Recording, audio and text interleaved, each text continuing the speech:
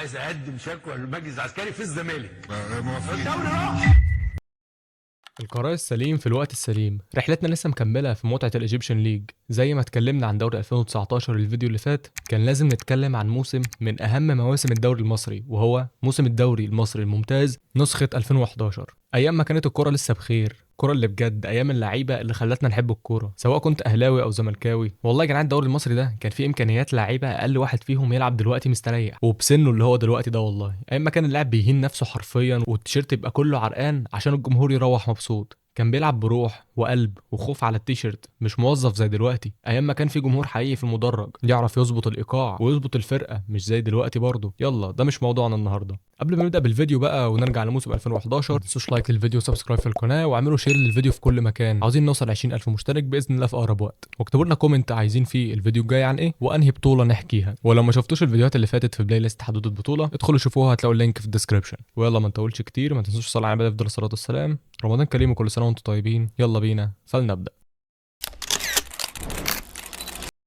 خلونا نرجع بالزمن قبل موسم 2011، من وقت موسم 2004 2005 كده، وبعد سنين عجاف على الاهلي قرر النادي انه يعمل موسم صفقات تاريخي عشان يرجع الفريق تاني ياكل الاخضر واليابس. ومن بعدها الاهلي رجع داس على الكل، وما كانش بيعمل صفقات عشان محتاج لاعب ولا عدد وخلاص، ده كان بيعمل صفقات عشان يطور السكواد للاحسن طبعا، مش زي دلوقتي عشان نعمل بوم طخ والحوارات دي، عشان يفضل مكمل الاهلي وياكل في الاخضر واليابس لحد ما تيجي اللحظه الفارقه. مش من موسم 2011، اللحظه دي جت في 2009 لما الفريق خرج من دور ال 16 من دوري ابطال افريقيا، مع انه كان لسه كسبان نسخه 2008. فراح الاهلي يلعب دور ال 16 في الكونفدراليه، وفي مفارقه غريبه جدا برضه خرج من فريق سانتوس الانجولي بعد ما كان كسبان الذهاب 3-0. انت متخيل تكسب الذهاب في ارضك 3-0 وتكون مستريح، تروح تخسر في انجولا 3-0 وتلعب ضربات جزاء وتخرج، وبكده الاهلي يخرج من جميع البطولات الافريقيه. عشان تيجي اللحظه الفارقه يوم 31 مايو 2009 اعلن الاهلي اقاله الراجل الاول للجيل ده وهو مانويل جوزيه. وبعد 17 سنه من المدربين الاجانب قرر الاهلي اخيرا يدي الفرصه لمدرب مصري، والاختيار هنا وقع على مساعد مانويل جوزيه وتربيته حسام البدري.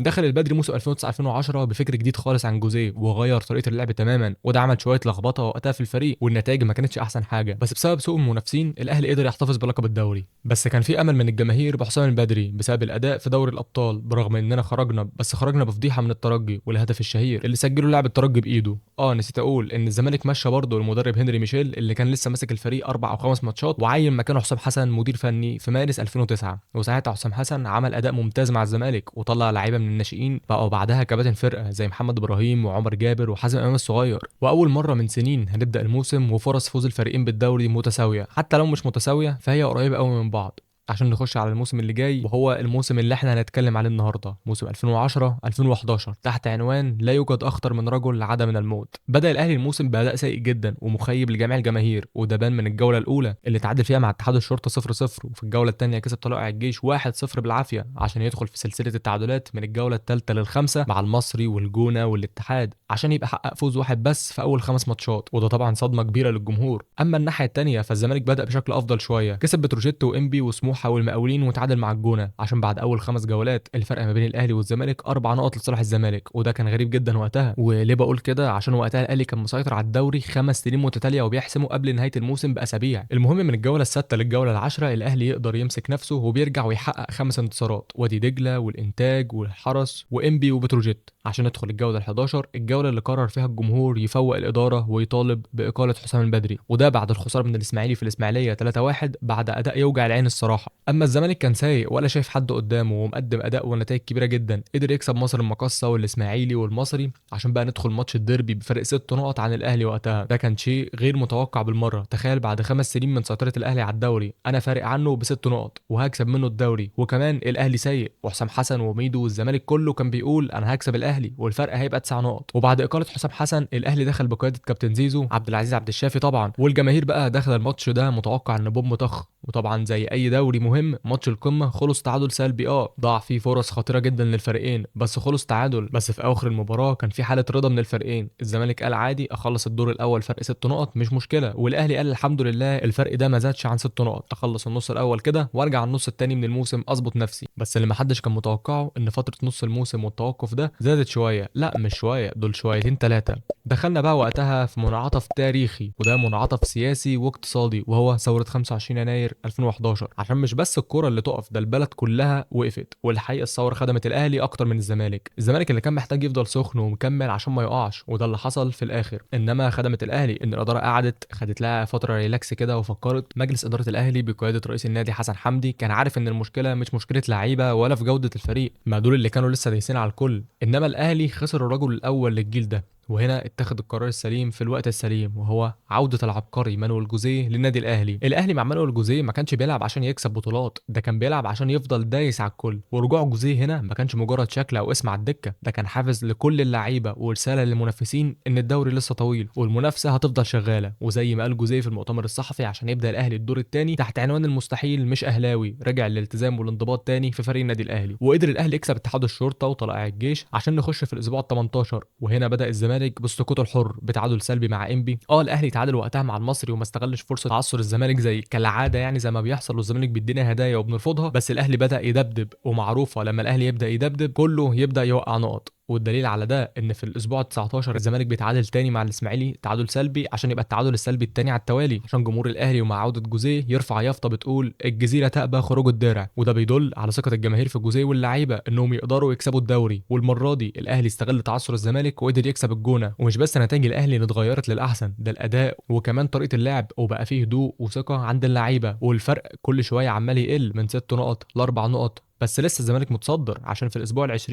الزمالك يخسر من الجونه 2-1 والاهلي يقدر يفوز على الاتحاد السكندري 1-0، عشان بعد الاسبوع ال20 الاهلي بيوصل للنقطه 39. الفرق هنا بقى نقطه عن المتصدر اللي هو نادي الزمالك، من 6 نقط فرق لنقطه واحده بس. والاهلي قدر يكسب وادي دجله في الاسبوع ال21 2-1، وفي الاسبوع 22 مباراه ما بين الاهلي والانتاج الحربي، وسير المباراه كله 1-1 عشان في الدقيقه 88 ضربه جزاء للانتاج الحربي وهدف التقدم على الاهلي في اخر دقيقتين وشويه. ووسط دعم وهتافات من الجماهير قدر الاهلي يتعادل في الوقت بدل الضايع. تعادل بس احسن من خساره، عشان يخش الاهلي الاسبوع 23 يلاعب الحرس ويكسب بالثلاثه. والدوري اللي كان خلاص ضايع بدا يتحول لاعظم عوده في تاريخ الدوري. ومع استمرار تضييع الزمالك لنقط كانت في المتناول اتساوى الفريقين وبقى كل واحد معاه 46 نقطه، عشان يخسر الزمالك من مصر المقاصه قبل ما تخش ماتش القمه. وبعد ما كان الزمالك فارق 6 نقط في الدور الاول، دلوقتي بقى فرق للاهلي 4 نقط. والزمالك داخل الماتش ده ومعاه اختيار واحد بس، انه يكسب الماتش، واي نتيجه غير المكسب معناها ان الدوري في الجزيره. وهنا بقى بيبدا الماتش. طبعا انت متخيل انه الماتش انتهى تعادل سلبي زي الاول.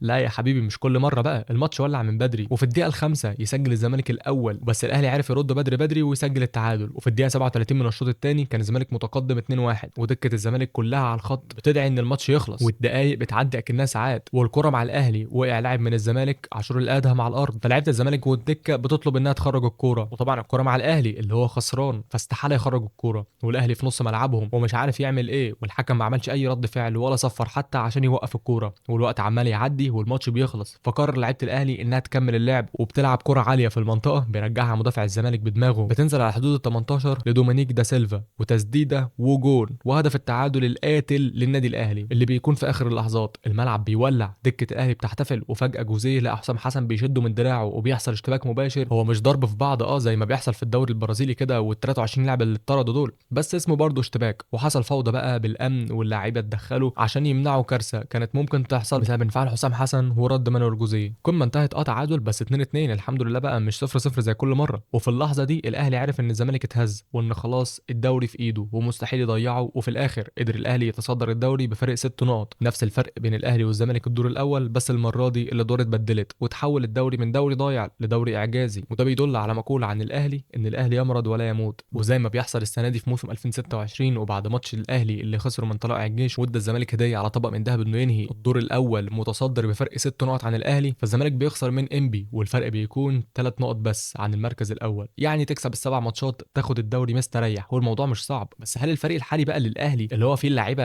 الاسامي بس دي يقدر يكسب السبع ماتشات دي؟ حقيقي انا ما اعتقدش، بس اتمنى. انا مش عايز الاهلي يجيب جوارديولا ينقذ الموسم، انا بس عايز حد اهلاوي يجي، حد يجي يعرف اللعيبه انهم ولا حاجه ولا انهم نجوم، مفيش غير نجم واحد بس وهو اسم الاهلي وجمهور الاهلي. الاهلي عايز مدرب يجي يزعق للعيبه ويخليهم يموتوا في الملعب زي ما حسن حمدي جاب جوزيه وحول درع الدوري 100 عقبه للجزيره. مش عايزين لعيبه موظفين مين، وكده كده انت بتاخد فلوس. من وجهة نظري الموضوع مش فني، الموضوع انا عايز حد يزعق على الخط يعرفهم انهم بيتدلعوا. انا مش عايز حد من اللعيبه يعمل لي حاجه زياده على الاقل، لا كل واحد يعمل اللي عليه مش اكتر. وبس قول لي بقى من وجهة نظرك شايف مين مدرب ممكن يجي دلوقتي وينقذ الاهلي ويرجع له الدوري تاني، وفي الاخر شكل الاداره هترجع عماد النحاس تاني. ولو تفتكروا فانا في بدايه الدوري خالص وفي شهر 8 عملت لكم فيديو وقلت فيه ليه لازم تحب حسام البدري، وكنت وقتها بطالب الاداره انها ترجع حسام البدري. والوقت ده كان من ايام مين؟ كان من ايام ريبيرو، يعني قبل ما تخش في مدعكه يستروا باللي بتحصل دلوقتي دي. ووقتها انتوا هاجمتوني وقلتوا حسام البدري مين ومش عارف ايه، ودلوقتي هكل سبحان الله بيشكر فيه وبيطالب انه يرجع.